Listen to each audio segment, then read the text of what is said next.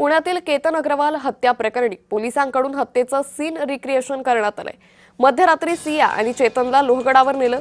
लोहगडाच्या पायथ्याशी नेऊन पंचनामा आणि चौकशी करण्यात आली। सियाच्या आई-वडिलांची भावाचीही पोलिसांकडून चौकशी करण्यात आली आहे। आरोपींनी किल्ल्यावर जाण्यासाठी कोणता मार्ग वापरला आणि कथित कट कसा रचला याची प्रत्यक्ष पडताळणी करण्यात आली। अग्रवाल आणि गोयल कुटुंबांनी 19 जूनला सियाचा वाढदिवस एकत्र साजरा करण्याचं ठरवलं होतं। मात्र 17 जूनला सिया आणि चेतन यांनी कॅफेत भेटून कट रचल्याचा संशय।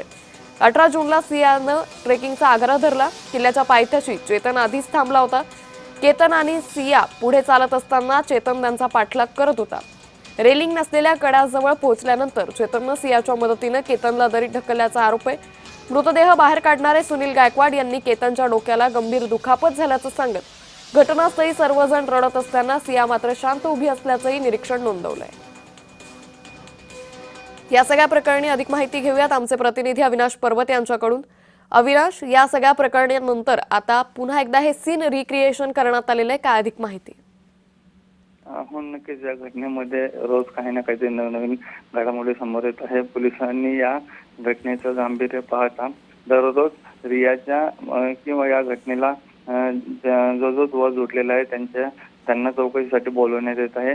काल देखील त्यांच्या परिवारातील सदस्यांना जे आहे ते चौकशीसाठी बोलवण्यात आलं होतं। लोणावळा पोलिसांनी या दरम्यान जे आहे रिया असेल किंवा तिचा मंगेतर आहे, या दोघांनी एक कशा प्रकारे घटनेला अंजाम दिला होता त्याचा रिक्रिएशन केलं होतं। कोणत्या मार्गाने हे गडावर पोहोचले होते आणि कशा प्रकारे धक्का देण्यात आला होता, हा सीन रिक्रिएशन करण्यात आलेला आहे। आणि याच्यातून आता तपासामध्ये काही समोर येते का हे निश्चित अविनाश, त्यामुळे एकंदरीतच आता या सगळ्या प्रकरणी आणखी काय नवे खुलासे समोर येतात हे पाहणं महत्त्वाचं ठरेल। तुर्तास धन्यवाद आपण दिलेल्या सविस्तर माहितीसाठी।